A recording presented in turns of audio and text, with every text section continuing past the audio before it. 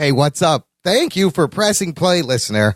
This week on the Jock and Nerd podcast, it's all Disney Plus, baby, as we give you our thoughts on the look, the feel, the content, and the overall user experience of the newly launched Disney Plus app, and a review of the first episode of the first ever live-action Star Wars TV show, The Mandalorian. Geek Boner. With both spoiler and spoiler-free sections. All that and more, all in this edition of the Jock and Nerd Weekly for Wednesday, November 13th, 2019. Hey, what's up? It's Taylor Gray, the voice of Ezra Bridger on Star Wars Rebels, and you're listening to the Jock and Nerd podcast. Check one. All right. This is for all you fans out there. Let's give it up. Hey, this is Kevin Conroy, the voice of Batman. Welcome to the Jock and Nerd podcast with your hosts, Anthony. I'm cooking a pot roast in my pants. Imran. What the shit is this? And Rug Boy. Put a bullet in me, Imran. Comic book and superhero, TV and movie news, reviews. It's really bad. It's actually pretty bad. It's so fucking bad. It's dog shit on a hot day. I love this movie so much. Come on, Imran. I think he'll surprise us. And whatever they choose. Let him see your small dick. We all know it's not big. Fuck off. The Jock and Nerd podcast. Remember, Batman's got your back. Oh, yeah, that's what's up, listener. Batman's got your back when you listen to this show. Thanks for joining us, and welcome to the Jock and Nerd podcast. Jock and Nerd. My name is Imran. I was the guy giggling in the background. My name's Anthony. He's the giggling jock. And he's the nerd that switches up the intro. Yes, new intro. Over there also joining us is a half puppet and half DeLorean. We call him Rug DeLorean, but you could call him Rug Boy. What's up, you bounty hunting fool? Call me Costas Mandalorian. Costas Mandalorian. He's an actor from like the 1980s, I think. Mr. Manfred Jensen. Yes, as you have noticed, guys, I updated the intro, Anthony, based on a comment you said last episode. You're like, what did I say? You said, I missed the Rug Boy ad-libs. And to be honest, I had to agree. I kind of missed those too. So I tried to combine the ad-libs with the Kevin Conroy intro. I feel like it's a cacophony. It is a whole bunch of things. But we just got cucked. Did we get cucked? No, Who was watching? No, I'm kidding. Oh, shit. That doesn't apply. It's like a cacophony is a great word because you have the word cock off and phony. It's like a phony cock off. It's hard K sounds are always funny, listener. But I had this idea. I want to make the show intro a little interactive. Now that we have this template with sections, periodically I can update it and switch out the clips, right? Look at you. So, right? More work for you. More work for me, but I need the listeners' help. So if you guys hear us say something funny that could fit in any of those segments, send me the episode number and the time code. It could be a clip of me, of Anthony, of Rug Boy, of all of us doing. So there's like the different sections. There's the individual sections. There's the reviews, whatever they choose. And now it's an interactive show, and I'll try to give you credit whenever I pick someone's clip. Jess Rivera sends me clips all the time, so I'm going to start throwing some of those in there. And our awesome patron saint of awesome helped produce all of this. So there you go. It's interactive. I wonder if we can get one of these talented motherfuckers that listen to our show to actually record like some guitar riffs that are based on our thing. Oh, like a cover song of the Jock and like a Nerd cover theme song? of our theme song. Yeah, that'd be cool too. That would be cool. I would love to get Mike Rips to do some original lyrics, some Never bars. gonna happen. Never gonna happen. We've asked him while he was on the show, and I think he forgot. He was just like, no, we're not doing it. I will pay you money, Mike Rips. Let me know how much it is. Yeah. Come on. Meanwhile, we have so much to talk about. Let's get right into it. The Jock and Nerd podcast. Oh my God, it's finally here. All the pomp and circumstance and hype and buzz. We've been waiting for Disney Plus, and we've had it officially for like almost 2 days as we record this podcast. Big risky move for Disney, a big risky move for Bob Iger, who is staking all his career, a lot of money into this. This is like a next huge phase of Disney. First of all, let's go over the numbers. Netflix never reveals their numbers. You never know how any of these streaming services are doing. And I didn't expect Disney to be any different because they don't have to. But they did put out some fucking crazy numbers. Disney says Disney Plus had over 10 million signups. Oh, shit. 1 day after launch. That's pretty crazy. And that doesn't necessarily mean 10 million paying people. We have to keep in mind because there's a 1 week free trial. There is a 1 week free trial. There's also a free, if you have Verizon, you get a year free. That's correct. There's a Verizon 1 year free giveaway where people are going to be like, hey, I'll put this in. But not bad. They also said that the app was downloaded 3.2 million times on launch day. One of those was me on my iPhone. And then, Anthony, how did their stock do? You still doing the Robinhood? You still watching the stocks there? You know what? I have Robinhood on my phone. I haven't really played around with it yet too much, but I got a notification that Disney stock rose more than 3%, and they are now, was it trading at $142? So 3% doesn't sound like a lot, but it's a lot. That's if you look at the graph, that's a spike for them. It went from like 137.50 to 142.50 and right. higher. And they were hovering around like 130. They hadn't gotten over $140 in like months. Right, in a long time. So if you had shitloads of Disney stock, it's worth a lot more money now. And I got to apologize to right away to our overseas listeners in the UK and regions where it hasn't launched. Disney Plus is not going to launch there until March 31st, 2020. Whoa. Wow. Which really sucks. Man. Yes, because all of this shit is going to be spoiled for you probably every week as it comes out, unfortunately. And then Wes Cranford posted on our Facebook page that I jinxed them when I called him out because Disney Plus is supposed to launch. It's launched in Canada, Netherlands, U.S. on November 12th. November 19th, it was supposed to launch in Australia. Apparently, it's been delayed a week. Lame. Sorry, Wes, but I'm sure he'll get over it while he's on the beach in Australia. Yeah. Soaking up the sun rays. Meanwhile, it's like negative balls degrees in Chicago. My balls was hot. No, they're They're not. not hot at all. Not hot. I Not believe we broke 4 weather records in a 24-hour period the other day. It was like 20 degrees this morning here. Yeah, it's already like single-digit negative wind chills. It's ridiculous. Anyways, let's dive right into it. I want to know, first of all, this rollout, this buzz, this brand awareness leading up to this, it really seemed like the whole fucking world was talking about this. It took over for sure. Yeah.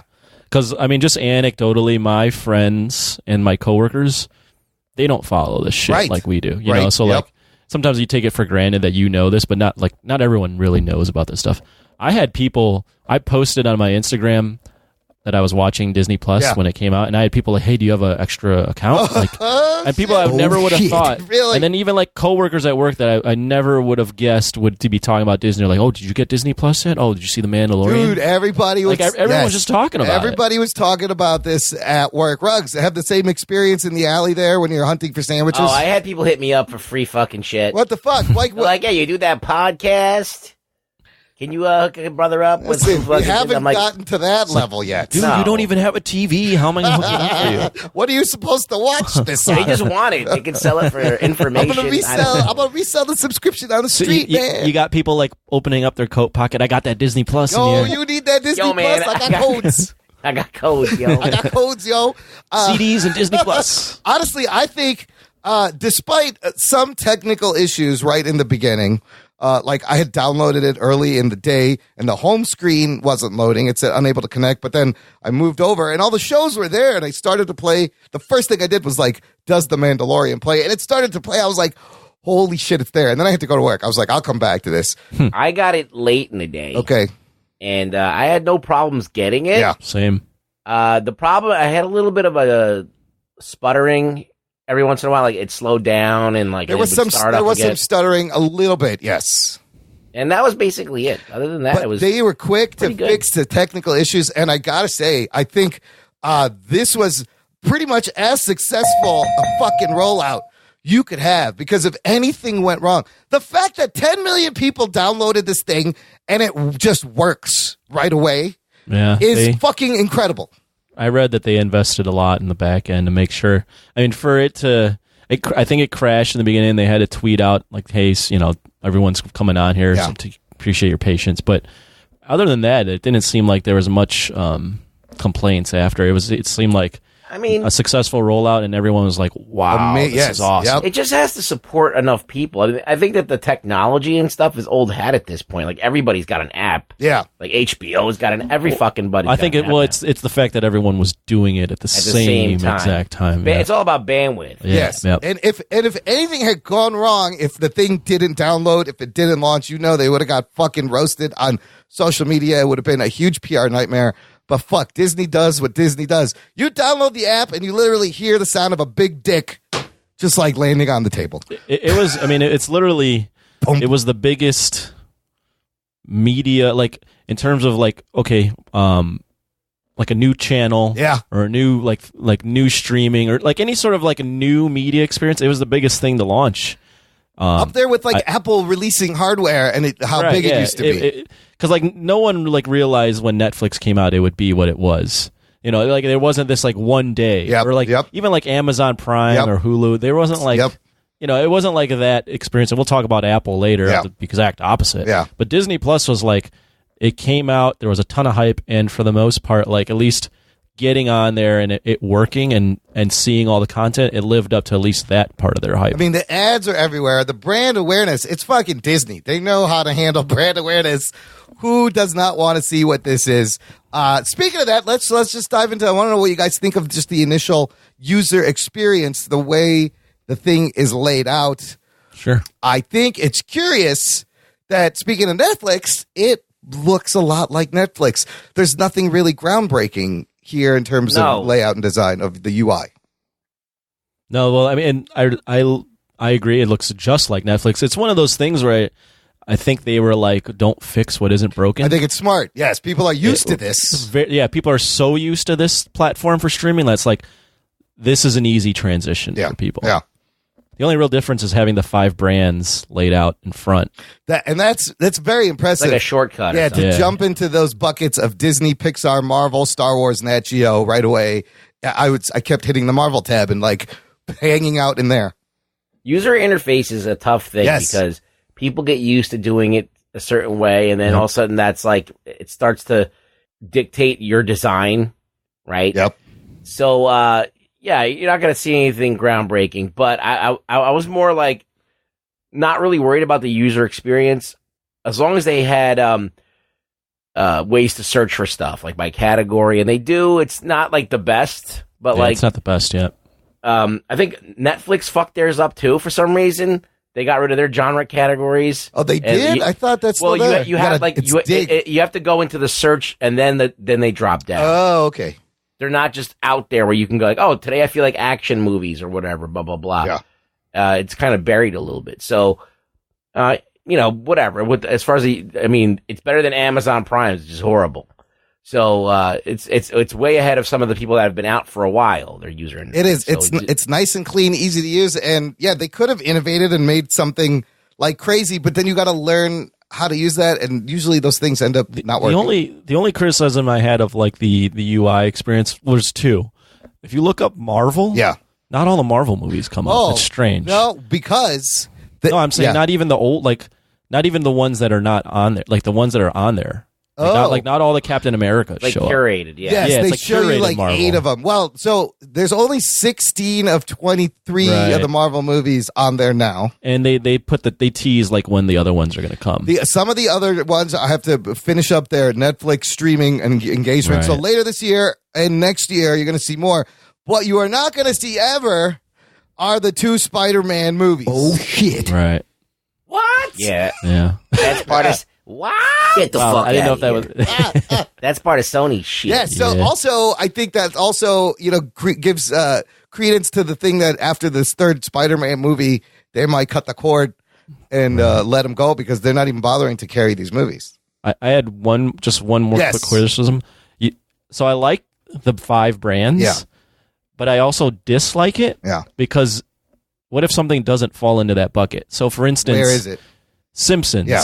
It shows up on like the header Fox, under series, right? right? And it's but it shows up like they have the flipping header. Yeah. Simpsons does show up, so you can see it there. Yeah. But like for instance, like we're in the know. Yeah. So I knew that Home Alone was on Disney Plus. Yes. But if you didn't know that Home Alone was on Disney Plus, like I had to search for it. Well, I'm wondering I had to type it in. Like where does that fall in these buckets? Like it's not. They should have a sixth one that's like Fox Kids or Fox Searchlight. Is Agents of S.H.I.E.L.D. on there and ABC stuff on there? I didn't. So Inhumans is, Agents of S.H.I.E.L.D. is not. That's interesting because it's Inhumans still on the is air. and Agent Carter is. Agent Carter's on there. Who the fuck wants to watch the Inhumans? There are, Inhumans, there's what the fuck? when you scroll down, there's the categories. So I imagine maybe there'll be like holiday movies and there'll be like Home Alone, and those things will change. I just found it like interesting that there wasn't a bucket It's only for 5 those. spots, who they deem these the most important. But it's a good point. There's But like Simpsons is a huge brand, and Home Alone and Avatar I know is they're gonna on do a here lot- at launch, Avatar which is on there. crazy Yeah. because it's Fox, but now it's Disney, and it has a banner on top. It's just, to me, it's a little limiting if you stick with just the 5 brands that you're going to focus on. They're getting a little flack on The Simpsons because what they have done is they've taken the old episodes and they've done a weird, croppy, stretchy thing to put these 4x3 shows into a widescreen format. Oh, because like the 4K, whatever. It's not even that. It's just the format. Remember, TVs used to be square and not like your widescreen monitor.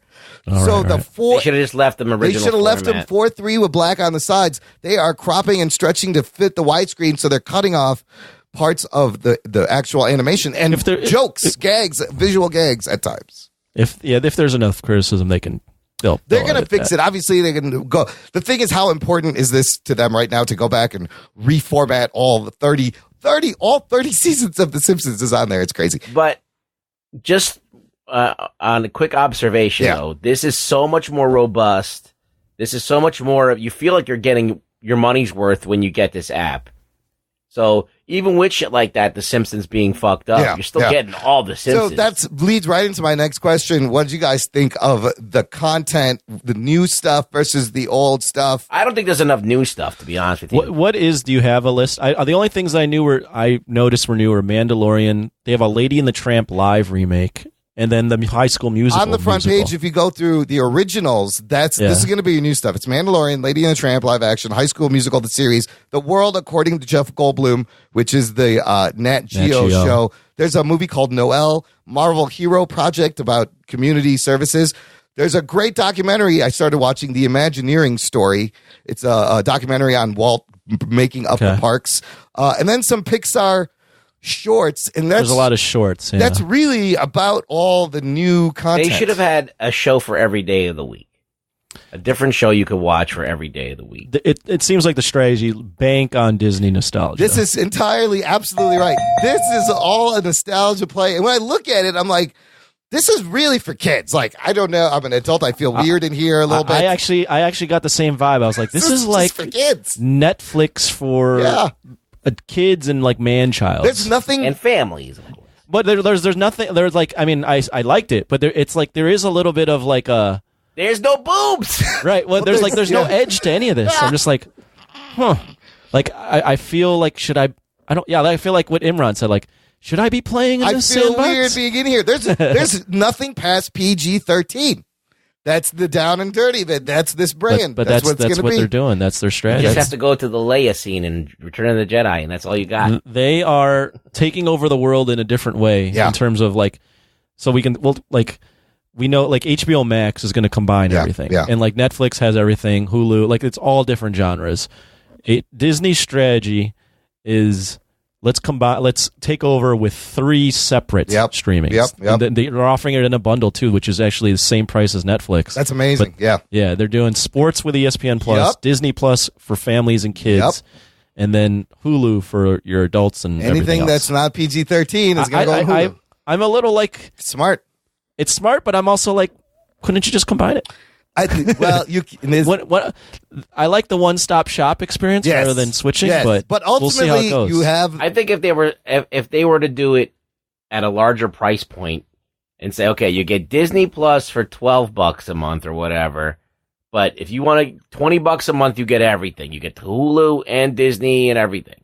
in one app. Yes. Yeah. I mean, but you'd have like to. that would just destroy everything. It's like the Disney After Dark version, or like the Disney adult version. The only thing they'd have to do is that they couldn't name it Disney. That's the thing, is their logo is on this fucking thing. There's not going to be anything rated R, anything off brand. Like all that Fox stuff, it's all going to go to Hulu. Yeah, and all the adult stuff. Yeah.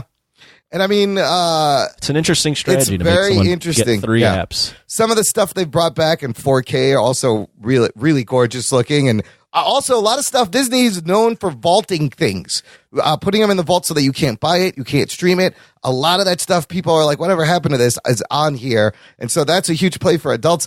I mean, the adults. It's funny; they are way more excited about this than the kids, but it's fucking evil genius on there. I've seen a lot of adults just losing their fucking mind. Right, over this. when this is all for kids right here, it's fucking Disney Plus. Well, Disney it's a lot movies. of your childhood shit. Yes, Yeah, absolutely. You know? We'll get into all that. Listener, let us know what your initial thoughts of the app, what you thought. There's a great thread going right now on our Facebook group. It's called Jock and Nerd Nation. It's an exclusive closed group just for you. Get in there, meet everyone. Speaking of older things for people, apparently some of these older Disney movies have a disclaimer. There's a little warning that perhaps this movie contains outdated cultural depictions. For Dumbo, they have a warning. And then there's another warning. It says the cartoons you're about to see are products of their time. They may depict some of the ethnic and racial prejudices that were commonplace in American society. So they're not editing or cutting anything. Good. They're putting disclaimers before it, which is proper. These of the time. Yes. But that's all I mean, it needs to be said. It's sad you have to say it, but yes, these were of the time. And like, how are you going to know how it was if you erase everything? You can't clean this. You can't clean up the dirty shit. Otherwise, we'll forget. Well, not only that, but like it's reality. Yeah. It's like how much people are like always like complaining about whitewashing and changing things to change them. So I'm like, why are we going to change this? Like but it's also honest. A document of how it was, and then how it's gotten better. But this is where we came from. So you see a progression, and you see that, we have gotten more enlightened or whatever the fuck. I'm so woke I can't sleep at night. Oh, shit. I got insomnia. Like maybe your kids shouldn't watch it or whatever. I mean, like, Dumbo. Do you think your kids shouldn't watch Dumbo? I mean, maybe without like what was controversial in Dumbo? I forget. There's the crows. Yeah. Are the 3 crows? Black crows are like black stereotypes. Oh, yeah. I mean, that's the way it was. So it says this program is presented as originally created. It may contain outdated cultural depictions. That's fine. They're adding a language. I think it's just good. Weird because on one hand you have, I don't know, I guess it's because it's a kid thing. That's why it's egregious. Yeah. But you have on one hand people going crazy for Dolomite. Yeah. Which is just the most stereotypical thing on earth. Right? Yeah. It's exploitation. It's so fucking great, dude. But the crows, we have no stomach for that. I mean, just to like demonstrate how quick this has all changed in terms of like being sensitive. I see stuff online now where people will talk about Iron Man 1 in retrospect, and they're like, yeah, that scene in the plane when the stripper poles come out, that'd never fly. Already? That's already outdated? Oh, that's already a thing. Like that, fuck. Have they, since Iron Man 2, they've not played up that he's a player at all. That's true. The first one. Iron Man 2, he's like oogling Scarlett Johansson. He's like, I want one. He refers to her as I want one. Yes, he was very... and they cut all that out once it got to like this. They changed it, yes. Yes, they did.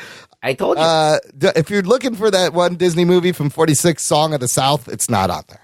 What about Fantasia? Fantasia's on there. That's that's a great one if you take some mushrooms or acid and you watch it. It's a fucking weird movie. Oh my God. Even as a kid, I watched that movie thinking it was strange. Yeah, it's a great fucking trippy ride. So this question's come up in our group about what devices Disney Plus is on. How can I watch it? How did you guys watch it? Anthony, where did you watch this?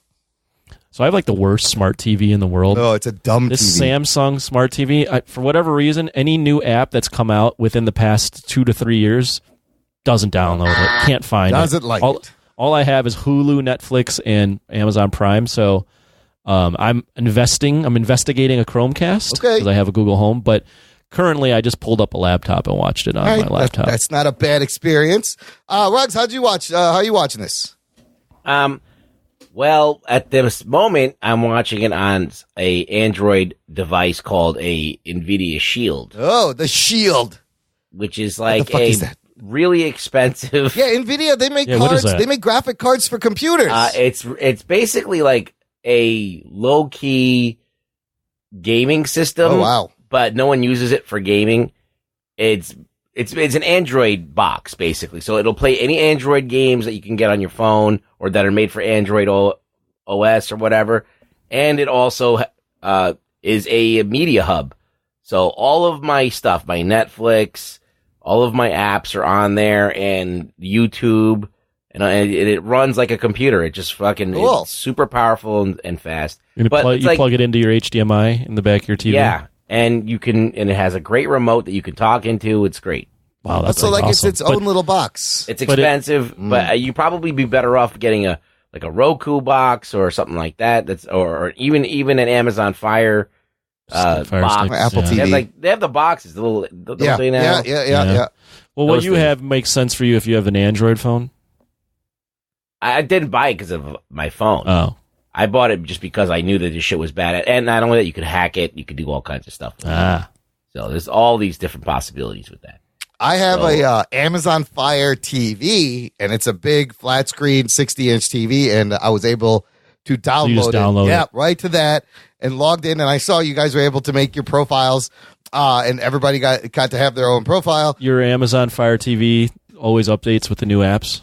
Yeah. Well, the morning it was up. It was in the banner of like Disney Plus, download it now. I was like, oh shit, there it is. But on there, I have my Netflix, Amazon, Hulu, YouTube. You can watch all this stuff. And that was actually added the week up to release. They added a bunch more devices. Here's all the devices. You can get this on your desktop web browser, of course. Amazon Fire TV, like I just said, Android TV, Android mobile devices, Apple TV, iPads, iPhones, iPod Touch, Google Chromecast, LG Smart TVs, Roku TV, Roku streaming players, Samsung Smart TVs, the Xbox One, and a PlayStation 4. So that covers pretty much everything right there. Right. It's very smart of them to release it on all these things. There was a lot of back and forth if it was going to be on the Fire Stick. The Fire TV was added really late in the game. Yeah, because there was a little bit of like, is Amazon going to support Disney's? And that's the one I was waiting for, because I had the Amazon TV and I was like, oh fuck. I mean, I had other things I could have pulled it up on, but I really wanted it on that big TV. If you have a Fire Stick, do you need to have Do you have to have Amazon Prime? No. It works as like a little app thing. You can download apps on it. Yeah. You can pay for Amazon Prime and then you get Prime, but it's just like an OS. Like the TV is built in with the same OS the Fire Stick. So you just plug it in and you're ready to go. Because I think they're $30. Like they're like 30 or 40 bucks. The Google Chromecast is $35 too, I believe. Chromecast is the one I'm looking at. The only bad thing about Chromecast is there's no fucking remote. You gotta change everything with your phone. On the phone, is there like the Fire comes with the remote. Yeah, the Fire and the Roku both have. I mean, remotes. That's not a bad thing, because I tend to lose these little fucking remotes, and right now my Apple TV, I use my phone. There's a remote app. I just use that as the remote. Yeah, I was down the rabbit hole last night of researching streaming apps because of Disney Plus, looking into Disney Plus, and then investing in what TV or app or whatever the fucking connection I need to start getting with the time. Dude, the Amazon Fire TV is pretty dope, and it was on a huge discount when I got it. It's a great TV. The only issue with buying is I don't want to buy a new TV. Then you got to lug it around all the time. Right. I think that $30, if you could get like at least 4 solutions right there. That's true. Yeah. If I can just do the $30-$40 and add it to the TV I have, I think that's smarter. And then whatever new TV you want, then you get that. Yep. You could either move on to the TV OS or still use that if you want. Yeah, that's what I'm thinking. There is a lot of ways, so hopefully everyone finds the way that works for them. I mean, I had it on my phone, and then I screen mirrored to my TV where the Apple TV was. That played great. It plays great on the computer. I'm still just astonished at how smooth this whole fucking thing was right from launch. But it's a solid rollout, tons of content. And so the app, I mean, I give it That gets 2 thumbs up from me. 2 fucking nerd thumbs up so far. Good. Yeah, I agree. They've done a very good job. They nailed it. Meanwhile, this isn't the only huge company to release a streaming app this month. Oh, shit. Alone. Let's not forget Apple, $1 trillion company. Much more money, has much more money than Disney. Do they? It's $1 trillion company. Does Disney have $1 trillion? I don't know. That's true. I don't know. Fuck it. I think they're the only $1 trillion company on the planet currently. Well, you think about it, Apple's got more of it's a necessity. Yeah. Right? Your phone. It's hardware. Like, you got the hardware, They got you by the ball. You got to get your iPads. You got to get your fucking MacBooks. They got you by the fallopian tubes. So November 1st, they beat Disney out of the gate with their streaming service called Apple TV Plus. Yes. Ripped off the name and undercut them with a $5.99 monthly or $4.99. $4.99, yeah. But most people, if you bought a new device this year, you will get it free for a year, which I think it was a hardware play. People are always, especially coming up in the holiday season, everybody's buying new fucking phones. They're all going to get this free for a year. Even on my phone, the Apple TV app. Yeah. I don't own Apple TV, but there was an app on my phone, and I could watch like all those first few shows. Oh, they were offering it so they launched with shows like C with Jason Momoa and Dickinson with Haley Steinfeld and The Morning Show with Jennifer Aniston, Reese Witherspoon, Steve Carell. Yeah, that was going to be their flagship. Anthony, how are they doing? Have you read any reviews of Apple TV Plus shows? I have. Yes. The only show that was interesting was like the 4th one. There's 4, I believe. The space one. The space one, I think, got some okay. Either the space one or C. No, not C. C got very mediocre reviews. Dickinson got good reviews. Emily Dickinson. It might. So, anyways, they've all gotten really mediocre reviews, even though they've all, I think, got renewed, which is strange. Yes, they all got second seasons. But then again, Apple TV Plus has 0 content other than that. Yeah, they've all gotten really mediocre to poor reviews, and the head of this is great. The head of programming, yes, was it? Just days later, already resigned. According to Hollywood Reporter, Kim Rosenfeld is leaving his position as head of current scripted programming, documentary, and unscripted content. Apparently, though, Apple TV Plus, at least according to Apple, they're like happy with the amount of I think subscribers. Again, they just want people to buy new hardware. I have a link here of all the Apple TV Plus shows and movies ranked by the Tomato Meter. And so they've been getting bad reviews, but the audience score is much better than the critic score. So C is the lowest at 41%. Morning Show at 62%. Dickinson 71%. For All Mankind at 72%. And there's a movie called The Elephant Queen at 90%. So there was 9 things that they had? Yes. There's 9. There's Snoopy in Space, kid show. Helpster is another kid show. And all these movies are original as well? These are all original, I believe, on launch. So they kind of launched with 9 things. Well, actually, there's no reviews on some of these. Ghost Rider. Oh, really? Yeah, some of them are like really small. And I don't think Oprah's show has launched yet. So, yeah. So Ghost Rider and Oprah's Book Club have not started. This feels like the exact opposite of like how to do a launch. Yes. How do you release bigger picture? How do you release an app even at that price point and have basically little to no content? It's kind of like when they tried to release the U2 album on the iTunes. I still have that fucking album on my phone and I hate it and you can't delete it. It is some fucking bullshit. So like now, like everybody's getting it when they get a new phone. Yes, that's what's going to happen. You're going to be forced you're just going to have it. You're like, I'll watch C. Like C's people like it's a Game of Thrones wannabe. Is that what that was? Every time I hook up my turn on my Bluetooth in my car, U2 starts playing. This album came with the phone, and you cannot delete it, and nobody wants it. You can't even give this fucking album away. Wow, I didn't put that together. Yes, it's annoying. It's been like that for years. Yeah, I've heard that everybody fucking hates that. I mean, I like U2. That's the problem. I know. I don't like new U2. I just don't like the fact that they're basically raping me. Yes. They're like ear raping. Why are you forcing? That's the same thing happens to me every time I turn my car on, connects to Bluetooth, it plays a fucking U2 song. No, why? It's just fuck that show. Fuck that album. So Apple TV Plus, whatever. People may have forgotten about it.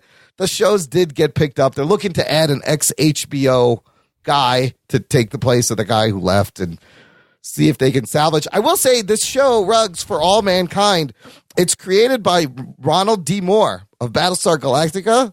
Cool. And it's like an alternate history. It's the story is of what if the Russians won the space race and the space race was still happening. Kind of interesting. That sounds cool. I feel like this launch was worse than, I feel like it was worse than Disney Universe. DC Universe? DC Universe. I think DC Universe has more shit than Apple TV Plus that I like. I'm sure Apple TV got more subscribers. I don't know. Do they? They have 3 shows or 2 shows, right? But at least DC somewhat had a back catalog of shitty things you could watch. Yeah, and comic books to read. Apple TV just overestimated their brand and like the fact that you just don't have like anything to fall back on. There's no like identity to this. Hey, Apple should have snatched up some channel worth of shit. Yeah. To have, have some library content. Yeah. They could have paid $500 million for South Park. I'm sure they were in all these bidding wars, and I don't know why they got cold feet. They just got outbid. The Dickinson show. Yeah, but that's just one show. I would have liked to have a library of shows. Yeah, they got no library.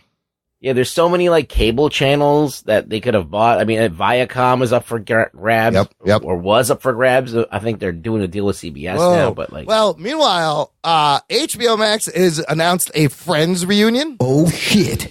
And Netflix and Nickelodeon just made a deal. And there you go. Original content. Wow. Netflix just made another power move right there. HBO Max, I just got a quick. Yes. HBO Max looks like it'll be a player in 2020. It seems to have just as big of a IP catalog as this Disney Plus app.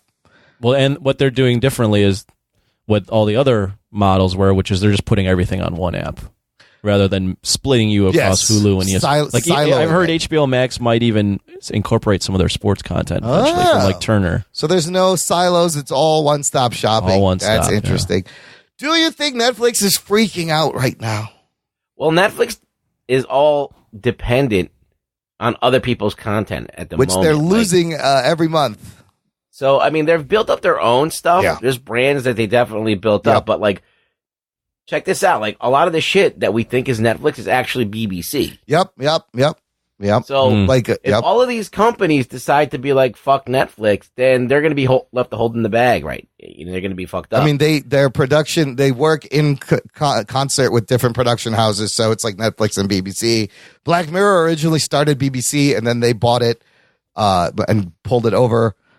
So Netflix still has a shit ton of stuff, but they're definitely they've seen this coming a mile away. They've been investing in original content. I don't think they need to worry as much as the cable companies losing subscribers may need to worry a little bit more. What's funny? One of my coworkers again, very casually goes, we're all going to get rid of cable, and then we're going to buy all these streaming apps, and we're going to go, damn, this costs just as much, if not more, than cable. It absolutely now. It's going to cost more. If you want all that shit, it is the same, if not more, as your cable package. Yeah. Absolutely, which you're going to have to make some choices. Yes. Sophie's choice. Yeah. You can't have them all. You can have them all, but it's going to cost you like $250. Yeah, it's gonna be the same amount as cable. It's literally just going to replace cable. And I think you can look at cable at what might happen is where you're going to get bundles, and they're already getting bundles, and then there's super bundles and different tiered bundles. I pay for cable right now. So do I. Right? Still, and I have everything but. So do I. Cinemax. Yeah, and like Skinemax, and like some of the sports channels because I don't watch sports. Yeah. And I'm paying like almost $200. Yeah, same here. Get the HBO and Stars and Cinemax. I'm gonna cut my shit when HBO Max comes out. I'm getting that, and then I'm gonna start cutting shit. HBO Max coming in at the high end. Remember, that's another $15 a month, which is the same price as HBO, just HBO. But you get way more shit. I think I did like a tally of like what everything's gonna cost, and it's like right now it's like not everything. Because there's still stuff coming down the pipeline that we don't even know about that's going to happen. We got Peacock. There's the Cock. You're going to be able to download the Cock. Yeah. It may be free. Are you going to get the Cock? It may be free. The Cock may be free. You think the Cock's going to be free? I think it will. So HBO Max, Netflix, and Disney Plus is probably, it's all going to come up or whatever, like full price. They're all like $15 each or something around that. So that's $45 right there. You get Amazon, Hulu, and like Sling for channels. Yeah. That's another like $48 right there. Yeah. And then you add that all together, it's like $133. That's not counting cock. It's not counting the cock. And whatever else may pop up in the future. Apple or Tidden's also getting a season 3 renewal on the DC universe somehow. I really find all of this very fascinating. Listen, and especially now that Disney Plus is off. This war, we are at the beginning of the heated part. Like, it is on. It's fucking on. It's going to be very interesting to see how everyone reacts moving forward. And there's still more stuff to come out. I'm looking at what Netflix has. They still have a shit ton of shit. I go in there. I love Hassan Minhaj's Patriot Act. It comes out weekly. That's a great show. And there's some great documentaries and some great movies. There's still Marvel movies on there. We should do when all this shit comes out, we should do like a comparative. Like who has the best shit? Original content. Original content wise. Yeah, fuck shit that already exists. There's nothing creative about that. You just made a good deal. Yeah. You just pulled a Trump, like, I got the deal, I mean, I think Netflix is, quantity over quality of original content, they lead. They'll just make fucking whatever, clearly. They lead, because they've just made everything. There's just like, you've never heard of any of these shows. Like, what is all this? I think a lot of Netflix's stuff is just shit that they bought and they repackaged. Yeah, and they repurposed. Yeah. And then they just put the Netflix brand on it. How do you know what the OG Netflix, like shit that Netflix like came up with and paid for? Well, that's stuff like it's not co-opted and rebranded. The Jailhouse series, what is that called? Orange? Something. Orange is the New Black. Orange is the New Black. House of Cards, Stranger Things. Those are all their original fare, but the Millar World is coming out. Nickelodeon's going to help them make shit. Oh, they got, Lost in Space and other seasons. Oh, yeah, season 2 of Lost in Space, which is a great show. I really love the first season. Yeah, I thought that was great. I'm excited for the second season of that. All right, look, let's take a break over here for some ads and some promos, and we will come back and talk about the Mandalorian, which is a man who fucked a DeLorean and got stuck in the tailpipe. That's not it. Right after this. After these messages, we'll be right back. So you know how we have a show called Jock and Nerd Podcast, yet all we talk about is nerd bullshit? Why don't we ever talk about sports? Here's the thing that can get us talking about sports. Not only sports, but gambling. Because what makes sports even more fun than fucking watching it or playing it? Fucking betting on it. And you know what the site to bet on it is? MyBookie.ag. If you join right now, MyBookie will match up to half of your first deposit. So if you give them $2,000, they'll give you $1,000. And you can use it on all your favorite sports bets. College football, NFL, UFC, basketball, you name it, they got it. All you got to do is use promo code LATEFEES to activate the offer. That's LATEFEES. That's promo code LATEFEES to match half of your initial deposit. Visit mybookie.ag today. You play, you win, you get paid, son. Hello, and welcome to the Moving the Needle podcast, where we ask, what moves you? Excellent or bogus? Did anyone do the right thing? Do you mess with the Zohan? With me tonight to discuss Do the Right Thing, Rocky versus Creed, childhood, guilty pleasures, a test of time, you don't mess with the Zohan, once upon a time in Hollywood. With me tonight is Stephanie. Hello. Roy. Hello. And Henno. Yo. We want to thank you for listening on iTunes. We're also available on Spotify, just about everywhere you can find podcasts. We are, so come on now. Let us know. Email us at mtnpodcast@gmail.com or on facebook.com/mtnpod. Twitter and tweet us at mtnpod. There's so many ways to find us. Hey guys, this is Venice, and I've got a message from a friend of mine about my favorite podcast. It's your boy, Flavor Flav and Full Effect. Check this out, everybody. I want y'all to go check out TJ. What's good, everybody? TJ Johnson here from Voice from the Underground. I am the most handsome. Big Has. And I'm smoking my cigar, of course. You know what I'm saying? And Dutch. You pick me up in an Uber and a PT Cruiser, I'm calling Lyft. Cause they be fighting the power, talking about social issues, politics, you know what I'm saying? And we're not even that good. Right, we're terrible. Terrible. Tangents all over the place. And not only that, but they be keeping it fun with the sports, music, comics, and movies too. Am I allowed to talk? I think no, not right now. Shut up, colonizer! You know what I'm saying? He on Twitter at VFU Podcast. So you can find them. So check 1, 2. This is Flavor Flav. Yeah, boy. Okay, what Flav was trying to say is check out Voice from the Underground on your favorite podcast network. Voice from the Underground. Doc and Nerd. Listener, if you enjoy the show, if we make you chuckle and laugh and snort, consider joining our awesome fan club. Visit jockandnerd.com/Patreon and sign up for Jock and Nerd Max Now Plus today. You get all the fun stuff. You get all the exact same content. You get the exact same repurposed some content. bonus content. We have a couple little original series on it. Just like Apple TV Plus, there's like 3 different things. Yeah, there's a sports show. Sports show. Jock Talk. There's instant reactions. Yep.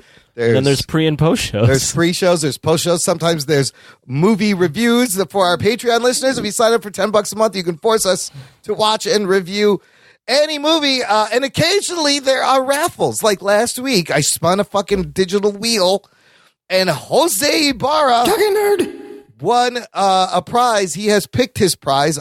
His prize was one thing from our store at jockandnerd.com/shop. He picked a Navy Jock and Nerd hoodie, and it's on its way, Jose. Jock and Nerd. Congratulations. Thank you for your support. Also, huge thank you, especially to this guy, all of our patrons. First of all of our patrons make this show possible, but especially to Keith and Denginger, because without him, we wouldn't be able to talk about Disney Plus right now. Way back in April of this year, 2019, Keithan sent us a $100 donation to cover our first year of Disney Plus. Oh, shit. Thank you, Keithan. We can't thank Keithan enough. Thank you, Keithan. You funded our Disney Plus. And thanks, man. Yes, and now really appreciate that. Very kind. That was amazing, and it means so much to me, to all of us. And now you can hear us fucking gab on about Disney Plus shows like The Mandalorian, which we are going to get into right now. But visit jockandnerd.com/Patreon. Mandalorian Chapter 1. Before I play the spoiler alert, I had a question. I don't know. Should we do a few minutes spoiler-free thoughts first? Because this thing is not everywhere. Yes, 10 million people signed up. Sure. Yes, 3.2 million apps were downloaded. But the UK listeners that can't get it, Australia. That's a smart play. Right? Well, we can do a quick 5 minutes of spoiler-free. So opening thoughts will do spoiler-free, but then we have to get into the spoilers because there's a crazy twist. The other reason is this has already been spoiled on social media. Like everywhere? It's everywhere. So even if I'm going to be nice, we are going to spoil it, but we're going to start spoiler-free. But I don't know how you avoid not getting spoiled on this show. Just like when Game of Thrones came out, people would tweet the fucking ending right away. Right. You have to watch this right away. You can't avoid it. Now, what if we talk about Mandalorians, period? Is that a spoiler? No, we can. People don't know what Mandalorians are. It's set 5 years after the return of the Jedi. Is that a spoiler? That's not a spoiler. That's just setting the premise it's a for fact the show. of the show. Wait, here's stuff that's not spoiler. Let me mention the cast real quick. You have Pedro Pascal playing the Mandalorian. You got Werner Herzog as the client, who this man has the best German accent I've ever heard. I love him. Bounty hunting is a complicated profession. Carl Weathers playing Greef Karga. Taika Waititi voicing IG-11. Nick Nolte in a role that I didn't know it was Nick Nolte until afterwards. Under some prosthetic makeup. I know, that was amazing. Cameo in this episode by Brian Posehn and a bunch of other people. He's like the I can't say what he Wait, this whole series written by Jon Favreau with help from George Lucas. This episode directed by Dave Filoni, which, if you are a huge Star Wars fan, this is a great person to have on this. He, along with Greg Weisman, who's been on the show, did Star Wars Rebels and the Clone Wars and some of the animated stuff. And that's some of the good stuff. Yes, that's some of the most Star Warsy shit they have. Yeah, that's right. So when I saw Dave Filoni was directing this, I was like, this is why this fucking show feels the way it does. The chapter 1, only 40 minutes long. Another great thing about this format, you can make them as long as short as you want. It don't matter. It doesn't have to be a set time. The first episode came out on launch on Tuesday, but the show, by the time this show posts, there will be an episode 2. These things will be releasing on Fridays until then it gets weird right before Rise of Skywalker. They're going to do another Friday, Wednesday. Then Rise of Skywalker comes out. Then they wait until like the following Friday to finish it off. This is the release schedule. I did have some feedback on them. So this is the first major. This is the first live action Star Wars TV show ever. That's not what I was going to say. Oh. This is the first major streaming service because I don't count Disney Universe online. DC Universe. DC Universe. Yes. I keep saying Disney. Yeah. DC. This is one of the first to do the weekly release. Yes. One of my buddies was like, man, I'm really used to binging this stuff. This weekly thing's a little weird. They're not entirely the only one. Netflix has shows that does that. That's true. DC Universe did that. Hulu had some shows. DC Universe does not count. Hulu did that with the Wu-Tang show, An American Saga, and it's a fucking great show, and it came out every Wednesday. This isn't the norm, is my point. It's not. You kind of expect everything to be the old new norm. Yeah, I think that CBS All Access did that shit with Star Wars. I think this is with Star Trek. With Star Trek, I think this is better for the conversation, for the length of the show, for the buzz to be longer, because you see when a Stranger Things season drops, it's everybody's talking about it for like 4 days, and then you forget about it. And then it's over. Everyone has binged it. I think that they should do it twice a week. Twice a week is interesting. Like every 4 days. It's only 8 episodes though. Right. So I guess they want to stretch it out. I don't mind the once a week. I've gotten used to it with the Tiddens and some of these other shows.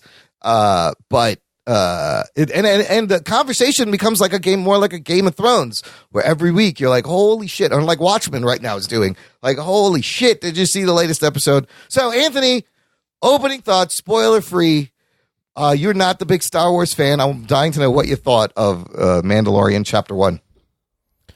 Yeah, so spoiler-free thoughts. I was a little like, damn, why do I have to watch this? Another thing I'm making you watch. Yes, I know. But overall, I mean, it was 40 minutes long. It was very easily digestible for a non-Star Wars fan, and I'm sure for Star Wars fans, there's some things in there that you can take away. Oh, yeah. So overall, I liked it. It was like a breeze to watch. Yeah. And it was like you were thrown into this science fiction Western. Yeah. And I liked that at least for this episode, there's not multiple plots going on that are going to converge. It's just one guy. Simple, straightforward. Super simple, very easy to follow. And yeah, I enjoyed it very much. Excellent. And, Ruggs, what'd you think? I know you can be critical on the Star Wars. Well, it's the first episode. It is the first episode. They didn't really step in any shit. They kind of like very straightforward, simple story about a bounty hunter doing bounty hunter things. Yep. And all they really had to do was make it look really good, which they did.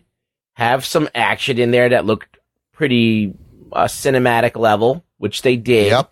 And the effects being really cinema quality, movie as quality, far as movie quality, Star Wars quality that you expect, and which they did.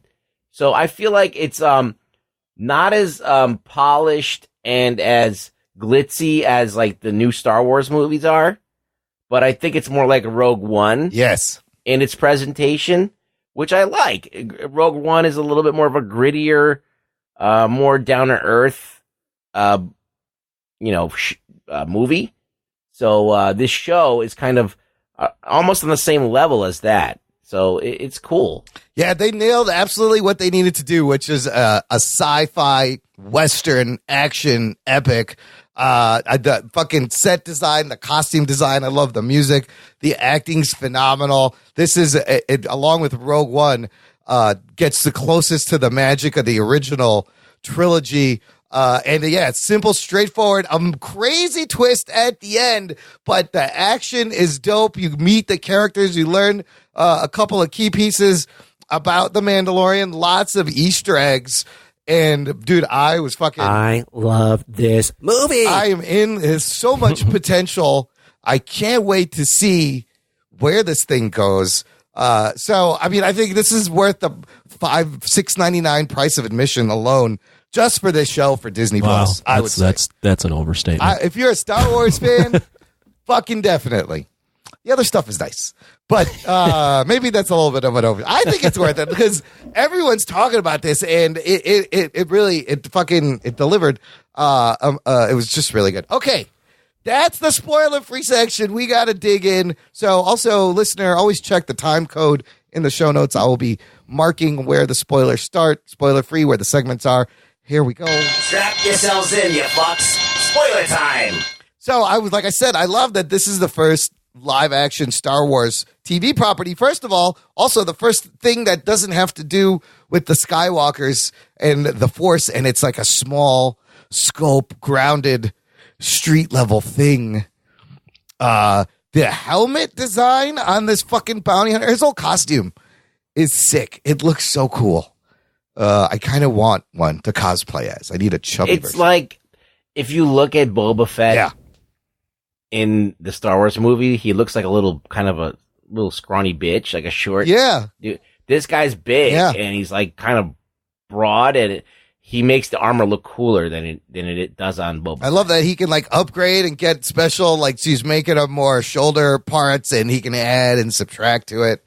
Do you guys know anything about the Mandalorians at all? Tell us about the Mandalorian lore. All right, so the I know because I watched Rebels and Clone Wars. Right, a lot of this lore comes from those two shows. Yeah, so the Mandalorians are like the Spartans of Star Wars. They're like this warrior race that they do conquest. They would their whole thing was like they would go and take over other planets and do that stuff and just raid things. And they wanted to be the best military ever. They eventually went and took over their own planet, and the guy Mandalore, who was the leader, they named the planet after him. So they hate Jedis. They have this they hate Jedis. They actually fought the Jedis. They killed by Jedis. A lot of them. Yes, they were constantly fighting with the Jedis, and so they came up with all the whole armor and all the stuff that they do. It's all anti-Jedi stuff. So they have the flamethrowers there because the swords can't stop the flames. Right. Like they could ricochet anything off with their but not fire. But they can't stop that's the interesting. fire. The grappling hooks, Yeah. the jets, so they could fly and leap. So it's all of these things that they've formed and the armor that they have, the special metal is a little bit resistant to the swords. So it's like everything that they have is like anti-Jedi.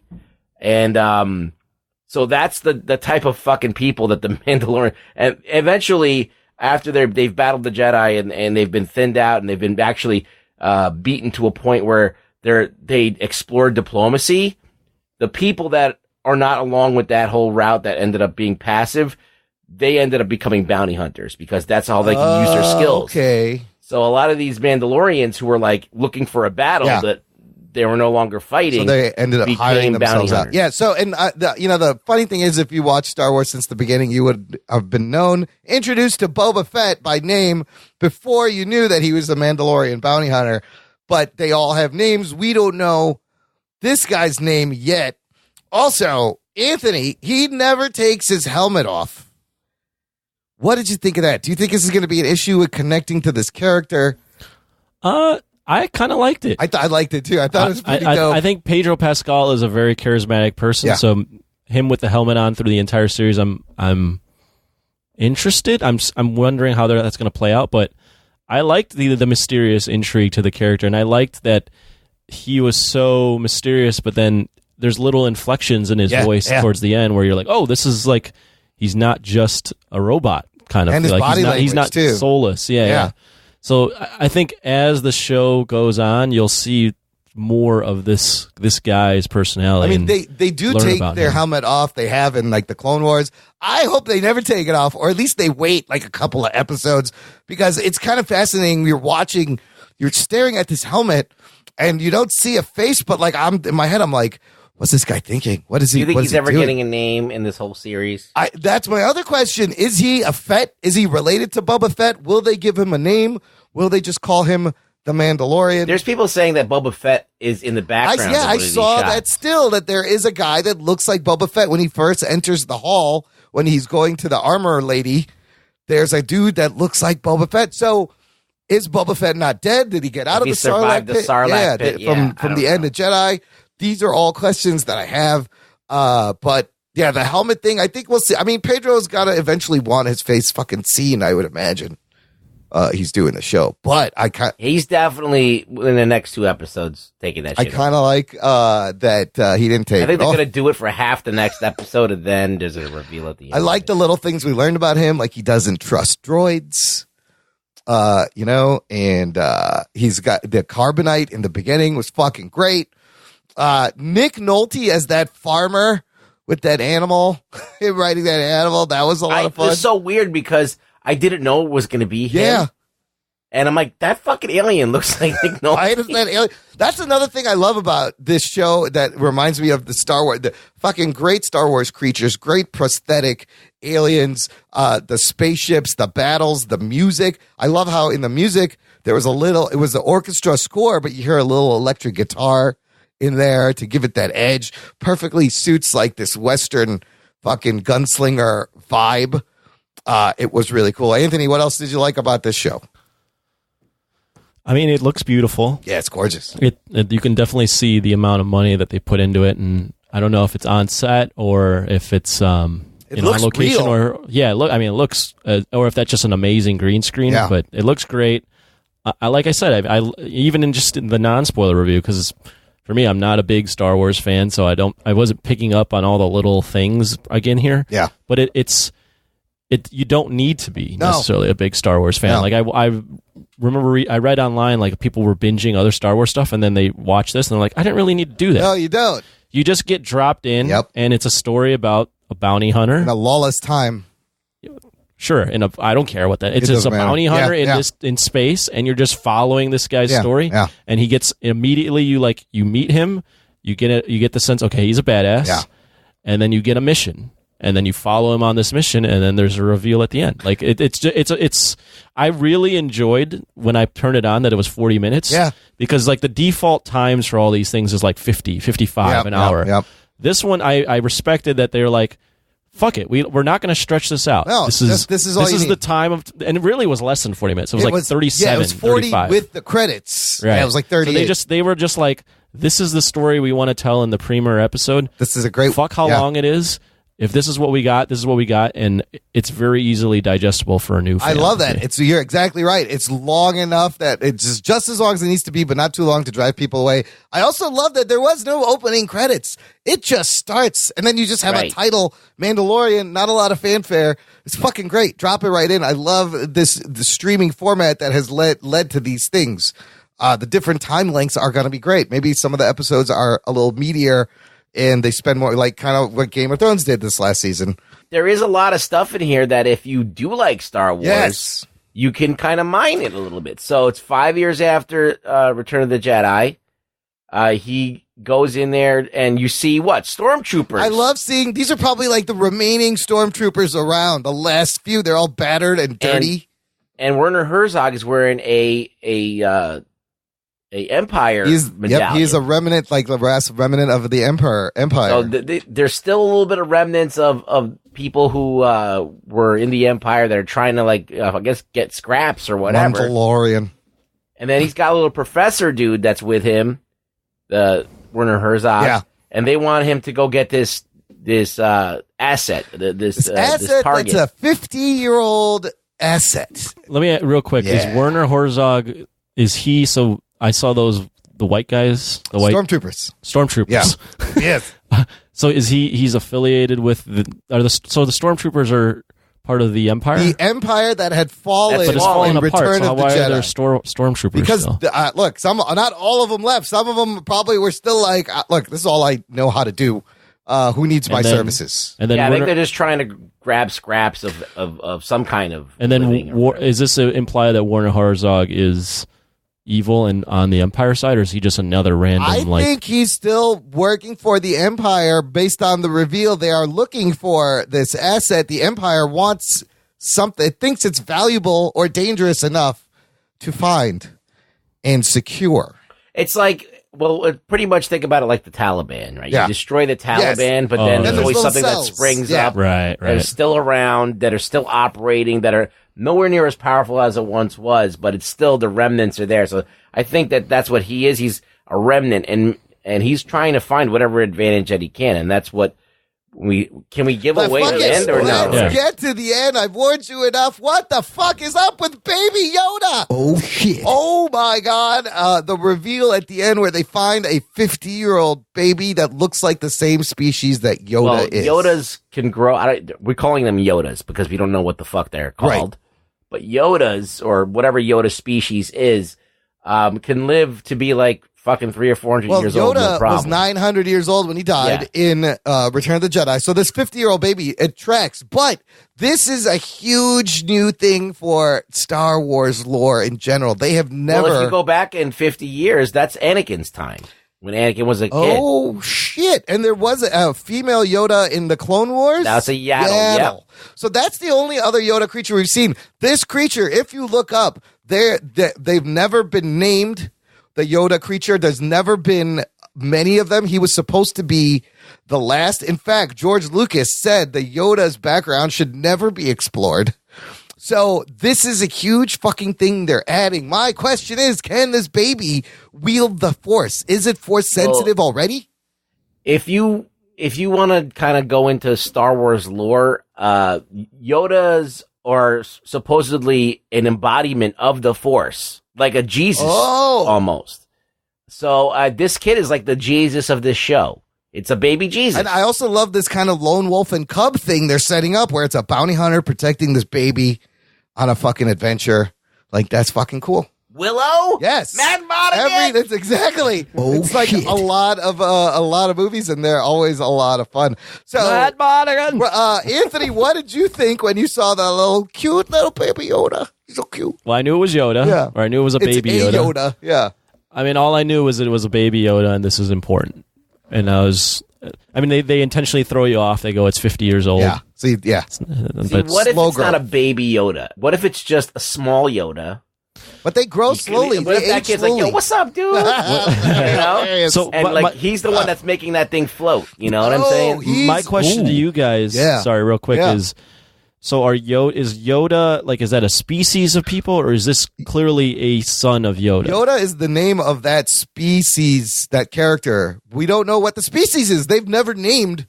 Because I don't think it's really a species per se. I think it's, as I said, it's an embodiment of the Force. So 50 years ago, Yoda would still have been alive. He didn't die. He was dying. Like a Force baby. It's a Force baby. I don't know, dude. It's a fucking crazy, and whatever it is, their species are all Force. They are. So this baby can use the Force. Like, it has powers. Well, I have my thought on that. I thought it was cool. I think it would be smart for them to not try to tie this too much into Star Wars main story. I think it would be smarter if they kept this as a tangent story. Because if you try to like tie it back into the main, what do you mean? What are you talking about main? Like it being Yoda's kid or something, or not even that, but just like the end result is there's like a connection to the main. Oh, I see, the movie story. Episode 6, right, or 7. I thought, are they trying to tie into Rise of the Skywalker, showing us this Yoda baby? I hear that, this is my theory, and I've heard this a few other places, is that there's a possibility that the show, just like Agents of S.H.I.E.L.D., which Disney owns as well, will tie into the movie. Like, that's what I heard too. When Captain America Winter Soldier came out, and then the exposed Hydra, they did that on S.H.I.E.L.D. as well. So maybe we will get some Emperor Palpatine vibes. I think that would be a mistake. Because the way the schedule is, the last episode comes out right after Rise of Skywalker. Well, but here's why I think that's a mistake. Yeah. If this is a gigantic universe, Why does everything have to tie around? And this is why does it always have to come back to this main family, this main story? Like, can't there just be other adventures in other pockets of the universe? This story is 25 years in the past of where the movie is currently, where Episode 9 is. It's like 30 years before that. You're literally, you call this is supposed to be a universe that's 10 times the amount of Marvel's Anthony, universe. I don't think that they don't know how to do that. They don't know how to do that. They always tie it back. I hope, but actually, Anthony, now that I'm thinking about it, I'm on your side because I hope they don't tie it into a Skywalker or some bullshit. Because that's the mistake that they did with Rey's story and all that stuff. Yeah. They and all these new characters that they did with the new saga. Yeah. It's just like crowding things up too much. And you're like, it doesn't, you have to start fresh on something that's completely different. Like Rogue One pretty much is very tangential. Like, yes, the mission that they're doing ties into, but other than handing it off, right, that's it. That's it. And it leads right into very loosely tied. And I think this so far has that same feeling, and I hope that they can continue and keep it its own thing. But the Baby Yoda, very fucking interesting. Well, if you look at it, it's like if we're doing the way I can explain it is, let's say Star Wars is the Nazis, all right? Right. Like, so like the Empire is the Nazis. Yeah. All right. So you could tell a story about a million things that happened during World War II. Yeah. But, you always can tie it to Hitler if you want. Right. Or, or the Allied forces or whatever. So like, just like that, yes, it's always going to be looming in the background as a presence, or something's going to be, it's going to be tied because just the situations you have, this empire that's ruling everything, and the emperor's at the head of the empire. Yeah. So it's hard unless you go into a time that's so far away from this before the empire, right? Yeah, that's the only way you can really pull it off. It is going to affect the story, but it shouldn't take. As long as it's in somewhat in the timeline, it's going to bloom around in the background. You can't avoid it. And I don't mind if it's just in the background and not forced to connect with this main Rebels thing. did it really well. Yeah. What'd you guys think of? There was another crazy thing about the droid IG-11, voiced by Taika Waititi. What was crazy about it? What'd you think of it? Oh, I found it entertaining. I thought I used to hate those droids. The IG-11, and then it was finally cool. He's spinning around, shooting in front, behind, on the side. They made him cool, and they gave him. I liked that he was just another bounty hunter instead of like a helper. That was interesting. He was a bounty droid. Who hired him? I thought Taika Waititi's like monotone read was interesting. Like it was a very robotic read, but the fact that he continually wanted to just blow himself up in the Mandalorian's like, wait, I got an idea. And then he's like, okay, initiating self-destruct. He's like, no, what are you doing? That shit was hilarious. Do you think he's dead? Because at the end, he gets shot in the head as he's about to take out Baby Yoda. Do droids die? No, I guess you could just rebuild them or just turn them back on. Yeah, he didn't get shot. Incapacitated at the moment. He's probably just sleeping. Because I would love to. I don't want that to be the end of IG-11. I like their chemistry. I liked how this, Mandalorian doesn't like droids, and he's starting to warm up to IG-11. He's like, hey, you're all right, actually, for a droid. And the fucking action scenes, I love how the opening cantina action scene, very reminiscent of Star Wars New Hope cantina action scene. And then that shootout at the end, similar to classic Westerns where there's a shootout and then one dude rolls up with a Gatling gun and fucking ends the shootout. And they did the same thing, and him on that thing spinning around, pulling everyone away. It was that was great. It was a great scene. Yeah, it was fun. Overall, I think it was a really, really solid episode. Nothing like earth-shattering, right? No, maybe other than like the reveal at the end. Yeah, but that was crazy. It's a good first episode. Yeah, I think the biggest thing that you can take away from it is that they are finally making cinema quality stuff that's on television. This is movie quality. It was. It looked so, and it's good. Catching on. Game of Thrones did it. Yeah. A few other shows did it. And you need to spend a lot of money. And if this is anything that speaks to what the quality of these Marvel shows on Disney Plus will be, holy shit. Geek boner. I can't wait to see what those shows are going to be. Well, I would say in criticism of Marvel, like Star Wars has always had more of a look to me that like is majestic. That's whereas true. Marvel, I've never looked at a Marvel movie and gone, this is majestic. Yeah. They have their own kind of look, but it's there's not. definitely like when the camera's off of like the spectacle and they're just doing regular stuff. It's just like a normal fucking thing. It's not nothing great. Here, Nothing. you got creatures in the background, you got interesting locations and ships, and there's always something to be like, oh, what the fuck is that? Some great Easter eggs, like we talked about the Carbonite. His ship, he mentions, is pre-Empire, the Razor Crest ship, like from the Clone Wars. A lot of drops from the Clone Wars. That animal they ride is from the Clone Wars, right, Rugs? The Blurg. The Blurg. You see droids and species from other movies. You see fucking Jawas in the background, which are the original trilogy. And then the dude even mentions Life Day, which is from the really shitty Star Wars Christmas special. They call out the calamari to people, too. Yes, and we saw a space toilet for the first time. I've always wondered where they go to the bathroom. And you see it, and I love how he's like, oh, if you've never been around when one of us evacs our tubes, you don't want to be it. You don't want to see this. He's looking for the evac tube. I was like, fucking space. Not one time did I see Luke take a piss in any Star Wars movie. Well, he's got a bunch of people in Carbonite there, too. Yeah, because he goes in and tricks them, and then fucking carbonites them, and they're just hanging there like fucking suits. I think that one girl is probably is going to be maybe what's her name? The UFC chick. Gina Carano. Yeah, Gina Carano is probably. So Giancarlo Esposito is also going to be on the show, and Ming-Na Wen from Agents of S.H.I.E.L.D. will be on the show. She'll be in future episodes, so I don't know who she's playing. But fuck, great Easter eggs every Friday. Well, here's the question. Let's answer it on the show. Yeah. Are we reviewing this every week, or are we waiting till the end? I think we should wait till the end. Okay. Again, I want to do similar thing we do with Watchmen. If you watch Watchmen, Anthony, I'm 3 episodes into Watchmen nice, now. cool. Yeah, we'll do the first episode, and then I think we wait to the end. Okay, but that's fair. Yeah, right. Yeah, I think that's right. We can comment on it. I think what we've been doing with Watchmen is just like a little quick, how you watch? Is it good? You liking it? Yeah. And then that's basically you move on from there. I like that. I'll just do my quick Watchmen thoughts now. I'm only 3 episodes in. Okay. Did a 4th one come out? Yes. Yeah. Oh, I haven't watched that, but through 3, I am enjoying. Yeah. I don't have third again, episode really takes it to another level. It does. Yeah. And I like the Dr. Manhattan stuff throughout. Yeah. And I don't have the ties to the original Watchmen, so I don't have anything kind of holding me back. Yeah, no baggage, I guess. Yeah, the whole phone call to Dr. Manhattan was kind of a great thing over the whole episode. So overall, I enjoyed the that Sally. Is it Sally? Silk Spectre?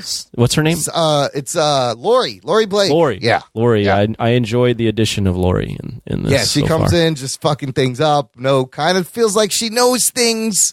I like the play between Lori and Sister Knight. Sister Knight, yeah, because she's totally onto her. Well, they're both like badasses. Yeah. So here's the interesting thing about this Silk Spectre. She went from being a vigilante and Manhattan's side piece to actively hunting fucking vigilantes for the FBI. Yeah. What the fuck? Yeah, that's awesome. Interesting turn for the character. Was it fucking awesome? Would you agree? It's fucking awesome. Yeah, that's really good. Is that accurate? I already said it. All right, good. Yeah. It's accurate. Let's move on. I wanted to discuss, so every Friday until December 13th, and then it's Wednesday, December 18th, then Rise of Skywalker, December 20th, and then the last episode drops December 27th, 7 days after Rise of Skywalker. I think this is a smart schedule. This hype is going to build to Rise of Skywalker, and they give it a week, and then you come back and finish up Mandalorian. Fucking Star Wars fans. This whole next month in December, if it's not already huge enough as it is. I had people at work asking me today about Machete Order. How should I watch these movies? What do you recommend? I had several conversations about Star Wars, about Disney Plus. It was crazy. Everybody's talking about Machete Order. Yes. Yeah, what's Machete Order? They brought that the back. Machete Order of watching the Star Wars movies is the certain way to watch. Yeah, I gotcha. Where it's kind of it's the best Star Wars experience story-wise. We can go into that. Incorporate all the new movies? Yes. Oh. The only movie you completely ignore is Phantom Menace. Just that movie never happened. Don't worry about it. Really? And there's debates on where to put Rogue One and Solo in Machete Order. I gave my friend at work my adjusted Imran Machete Order, and I was like, this is good. Do you think that Mandalorian will stick with like within the universe, or will it be like Clone Wars or all those like animated shows that like were part of canon, but now like kind of not part of those canon? shows are part of canon. Are they? Yes. Are they really? Clone Wars and Rebels is absolutely part of canon. That's after Disney bought this Lucasfilm. casual fan didn't know they were part of canon. You could even hear sometimes in some of the new Star Wars movies where when they're in the middle of space battles and they're calling out to people on their over the comms, they're calling out names from these shows. They dropped it. Even this show, there's tons of Easter eggs from Rebels and Clone Wars. And this, so this is canon. This is the story. And I can't wait to see. Also, directing episodes in the future, Bryce Dallas Howard, Taika Waititi. They got a bunch of great directors. So this shit is going to be good. Did you guys poke around on anything else to watch on Disney Plus? No, I just watched like the old Spider-Man cartoon a little bit. Dude, the cartoons they have. I watched the 80s cartoon. I watched the 90s cartoon. I watched the 90s X-Men cartoon. All the theme songs were great. Spider-Man and his amazing friends. With the episode with the X-Men, I watched that. Wow. How much time do you have? It took me right back to being a kid.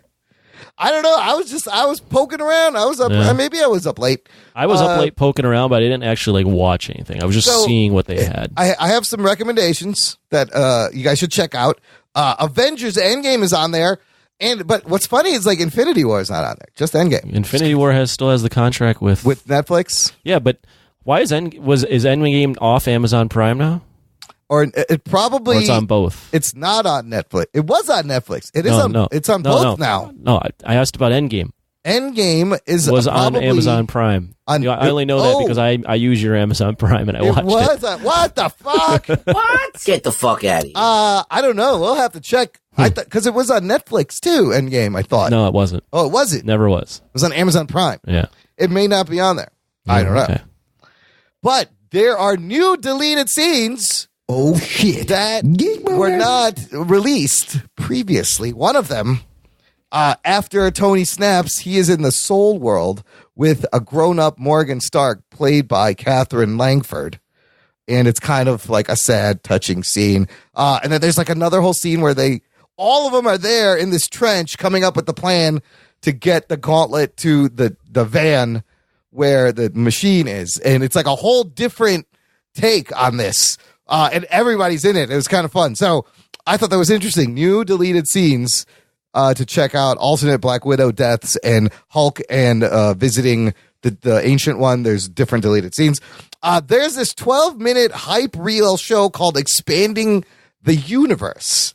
And how do you get this deleted scenes when you're watching so it? If you would go to Avengers Endgame and then you go to extras and then you just scroll and there's all these deleted scenes. And there's, that's cool. I didn't know that. Yeah, there's deleted scenes with commentary from the directors. And then there's a bunch of featurettes there too. There's a bunch of extras. You can scroll I might check that shit out. Watch all these extras. So that's how you got to really poke around and find things.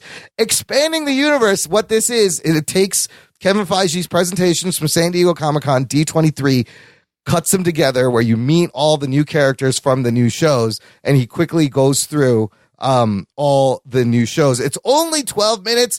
There's a couple of interesting new pieces of things to learn here. Falcon and Winter Soldier, they show you concept art of the new Falcon suit and Baron Zemo's mask and U.S. agent concept art and Bucky's concept art. And you see all the actors come on stage. I thought that was fucking cool. The new Falcon suit looks sick. He actually has like a suit and not just like an armored thing. WandaVision, he says this is unlike anything we've done before. Half sitcom, half Marvel spectacle, whatever that means. The Loki show will have time travel. And I like this. The guy was talking about this is Loki on his back foot with his back against the wall. He doesn't have all the answers. He's scrambling. And apparently this show will tie in to Doctor Strange and the Multiverse of Madness along with WandaVision. So it is now all connected. These characters, he also mentioned She-Hulk, Miss Marvel, Moon Knight will be on the big screen. So that's going to go from the movie to the TV show. If you want to follow the story, you need to buy Disney Plus and follow the full story. The other exciting thing in this expanding the universe is that they talked about the What If show, and they showed fucking animation. And shit! Oh my god, it looks really good. It looks kind of like a more refined Iron Giant cell shading and 2D and 3D. And you see Captain Carter. You see her come out of the machine, and she's all big. You see Marvel zombies. Bucky is fighting a Captain America zombie. You see T'Challa as Star-Lord real quick. But I wanted to know what it looks like. It fucking looks great. I can't wait till that comes out. That was all good stuff. There's what else? I'm just laughing because it's just I can't believe you saw all this already. I know, isn't it crazy? And you just went ahead and like just spoiled everything that you could have watched on there. It's 12 minutes. How am I not going to watch this? No, I'm saying like you just if anyone was going into like, that should blind, I bother watching this now? Do I have to watch that? No, there was a few things. You just narrated the entire thing. There's a few things. I've saved you 12 minutes, but if you want to actually watch, there's a few things I left out. It's pretty good. But the fucking cartoons are the old Marvel. I didn't even know there's a Silver Surfer show from like 1997. Oh yeah, I watched. That was one of the shows that I was like they were pushing on when I was poking around on the app. I had no idea that was a show. Even I gotta watch that. How old shit. is it? 97. It's a little over 20 years. Why did old they now. do that? Why then or now? I'm just saying, was Silver Surfer ever like a big thing? Yeah, it's weird. They were trying to make it. The art. I started one, and it's got like Jack Kirby art. I don't know. They're really pushing the cosmic. Norrin Rad in 97. As a kid, at that time, I always used to get Silver Surfer and Iceman confused. Yes, I can see that. That makes sense. Like, aren't they the same guy? Why are there two silver guys flying around? Yeah, Silver Surfer. I mean, they've always tried to make it a thing. It is a very heady sci-fi cosmic-y world. He surfs in space. Why does he need a surfboard? I don't know. Why not? I don't know, but it's kind of awesome. It is. I mean, he is a cool looking character for sure. And there's some great runs on Silver Surfer, and just the whole idea of him and Galactus. What happened to his penis? He's smooth like Vision, isn't he? I don't know. You got that Silver Surfer penis. He's got the power cosmic. Wipes out your penis? You don't need it. You got cosmic penis. Yeah. Apparently, so there's another thing, the Star Wars New Hope. Apparently, there's a new version with a new edit to an infamous scene. Ruggs, have you heard about this? Is this the Greedo scene again? There's been a long debate about who shot first in the scene where Han shoots Greedo, the alien. And originally, in the original cut, Han just straight up shoots him because he's trying to turn him into Jabba. You know, making the character seem like this guy's a badass. Don't fuck with him. He'll just shoot you. Then Lucas makes this edit where Greedo shoots first and misses, and then Han shoots, making it seem like Han's just shooting on the defensive. It softens the character a little bit. Ruggs, what version do you like better?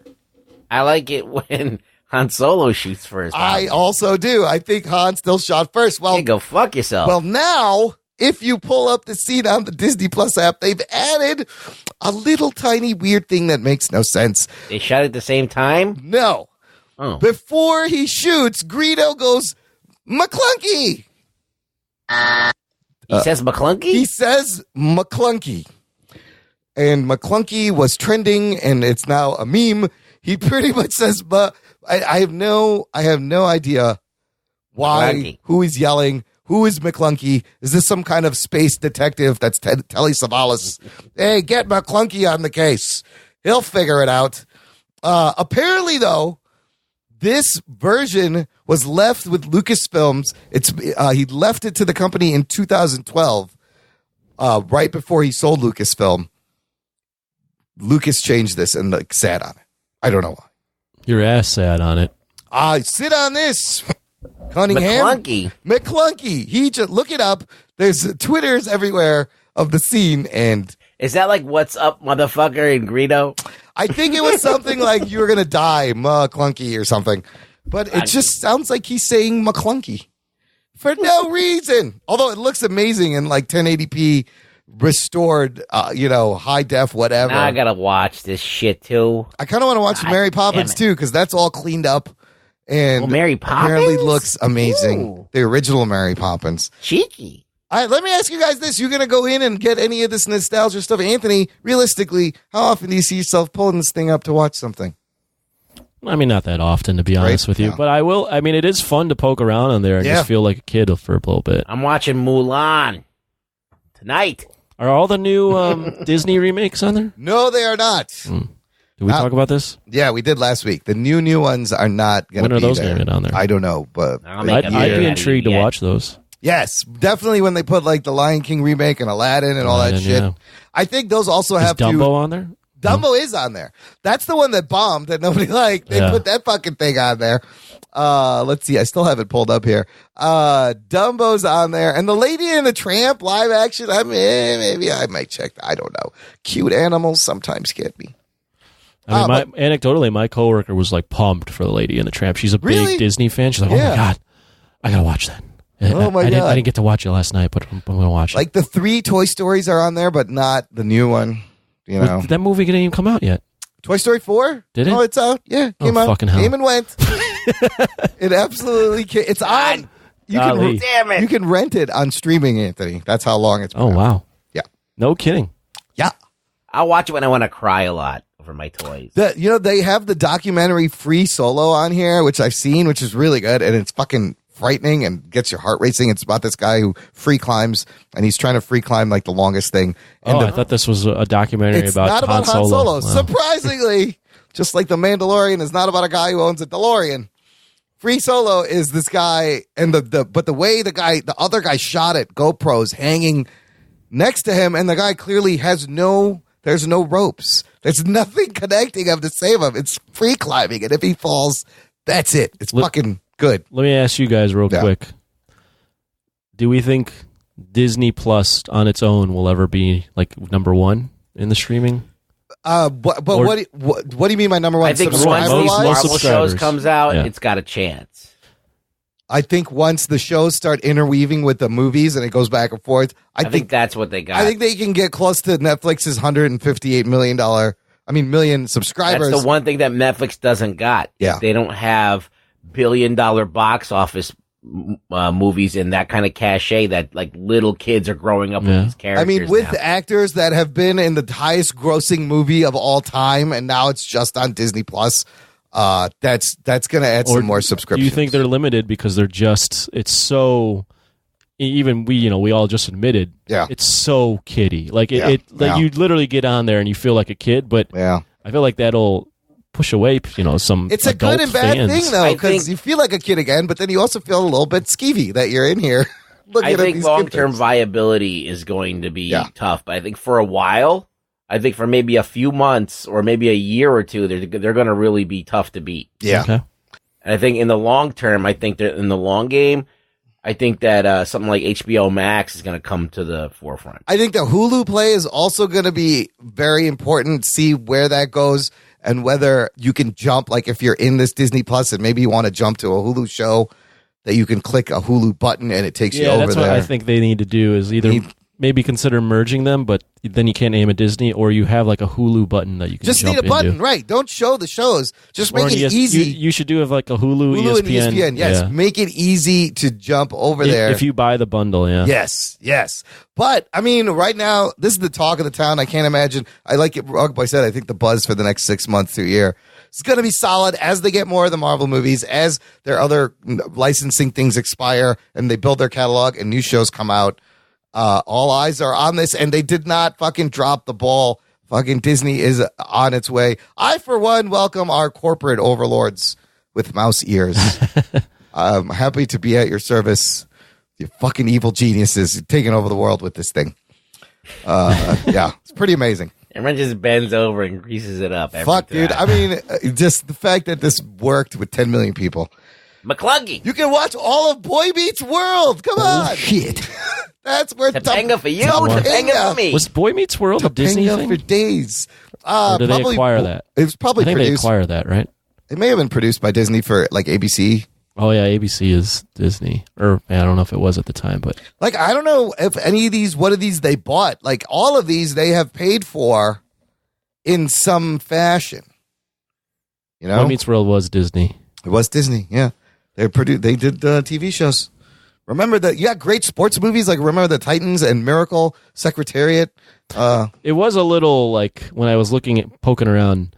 It was a little I don't even know what the word is to describe it. When I was seeing all the old Disney movies on there, like from the however early they started making movies, what was it, 30s maybe? 30s and 40s, yeah. I was like, wow, this is like, they've encapsulated a little bit of history and put this on here. Dude, I'm watching that doc, The Imagineering Story, and they got clips of Walt, and you forget, this is how big fucking Disney is. Walt Disney was a giant in the fucking 40s.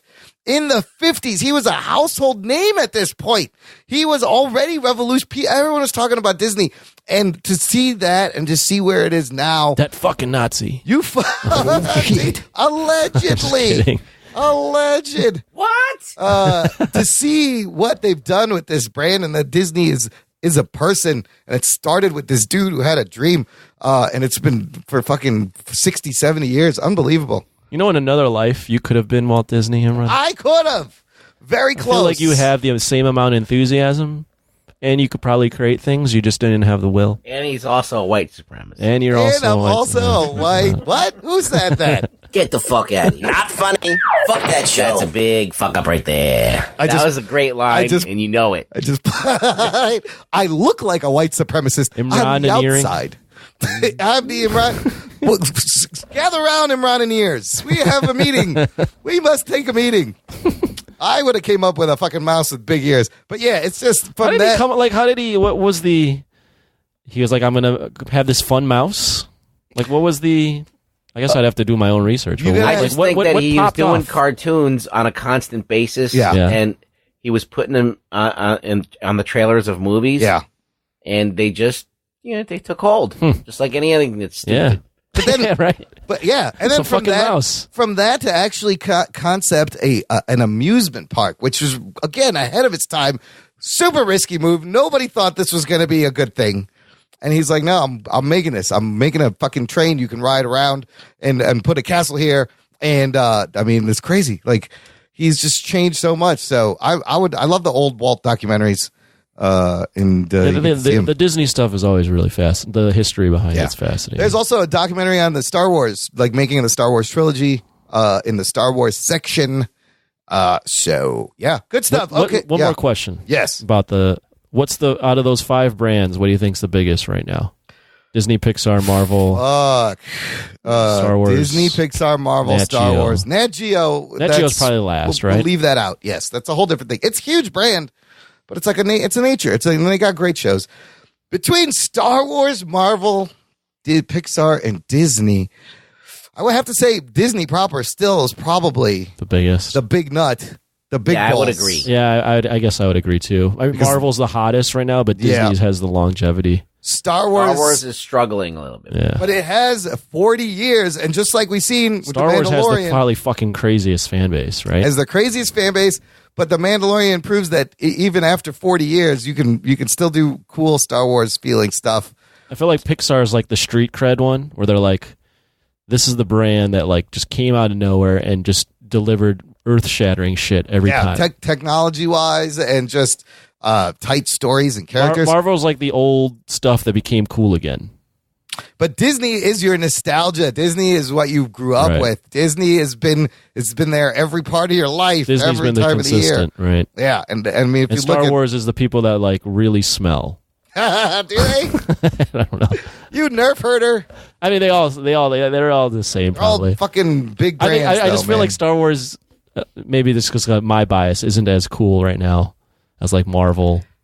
It depends who you talk to, man. Yeah. There's people who are more Star Wars than Marvel. I mean, I know some people at work are way into Star Wars. And again, like I said, when Force Awakens came out and we reviewed it, I thought I was a big Star Wars fan. Oh, no. Oh, no. Wow. I was out geeked hardcore. I was like, oh, shit. This is what's happened to Star Wars. On a scale of 1 to 10 of Star Wars fandom, like 1 being like having absolutely no interest and doesn't know shit about it. Yeah. And 10 being a super Star Wars fan. I think we're all kind of in the middle. Yeah. And it was when the first time I realized that there are people that have been following this for the last 30 years and they know every There's so much content. There is. There's books that they were in canon. Comic now books, they're legendary. video games. The other thing that's weird, there's a lot of Star Wars Lego shorts on this. I noticed there's like a lot of Star Wars Lego movies. I have no interest in watching any of these Star Wars Lego movies, but they may be good. I don't care. It's fucking Legos. Video games alone have a lot of fucking story in them. Yeah, and then new ones coming out, Fallen Order. Like Knights of the Old Republic, and then you got the Fallen Order. You got so many Jedi Unleashed. It's crazy. Star Wars ain't going anywhere. Marvel ain't going anywhere. Disney ain't going anywhere. All right, let's wrap up with a couple of announcements. And it's basically that, you guys, holiday season is coming. So I have a couple of ways for the listener to support the show. We can help them out. They can help us out. You can start by, listen, if you need money for the holidays, parlay a couple of bets over at MyBookie, maybe. All right? MyBookie.ag will make you money for the holidays, Anthony. Do you think that's good advice? MyBookie.ag? Yeah. Will it make you money for the holidays? Yeah. Yeah, probably. But you know what? Even if it doesn't make you any money, it's still fun to gamble on sports. It is. And yes, MyBookie.ag will match your deposit halfway. Oh, shit. Shit. So what's more fun than just watching sports is betting on sports, and what's more fun than betting on sports is getting some fucking money back when you deposit the money. So you put in $2,000, they'll give you $1,000. So free you play, money. You win. MyBookie.ag, promo code late fees, all caps, LATEFEES. There's the promo. This is the second time they're going to hear it this episode, but that's okay. Reputation is good. You probably skipped the first time. You probably skipped it. So, and if you're at this point at the end, you really like us, so you should support our sponsor. Yes, MyBookie.ag. Now, after you have won all that money from MyBookie, you may be shopping on Amazon to do your holiday shopping.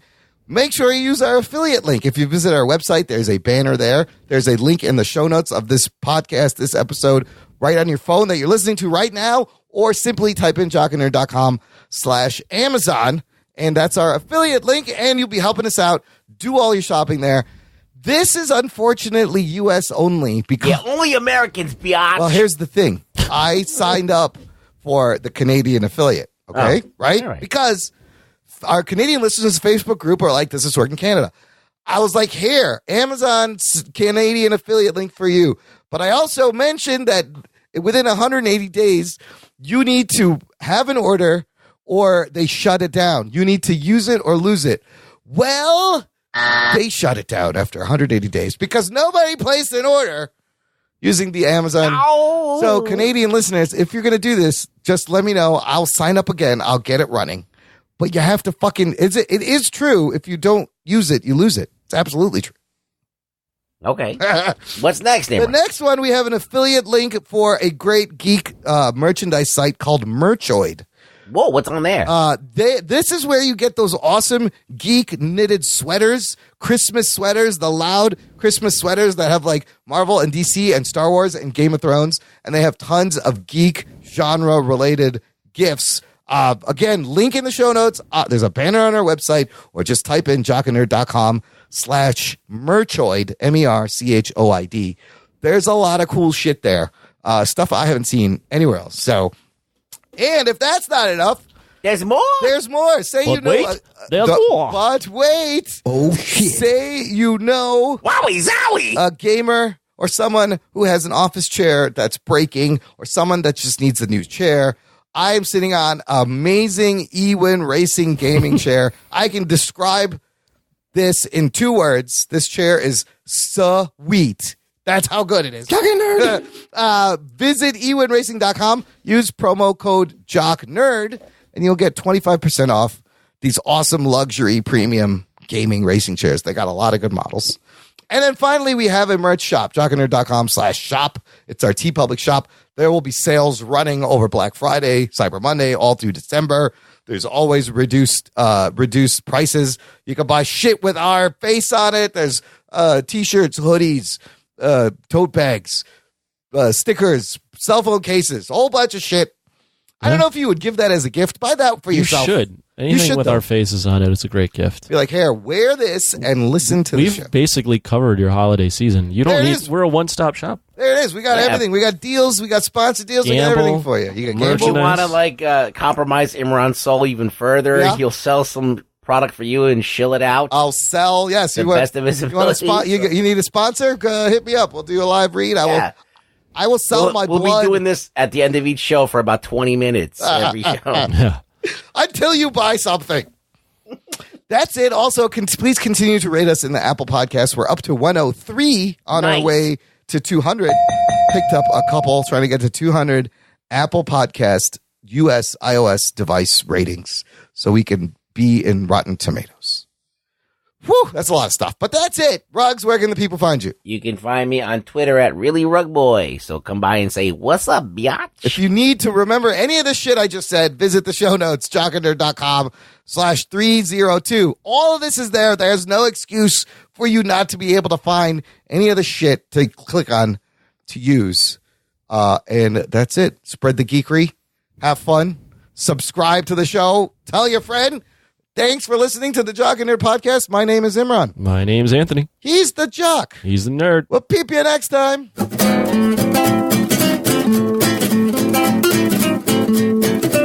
me tell you about Tony, all right? Tony ruins lives. My balls was hot. My balls was hot. Hey, how do you spell biatch?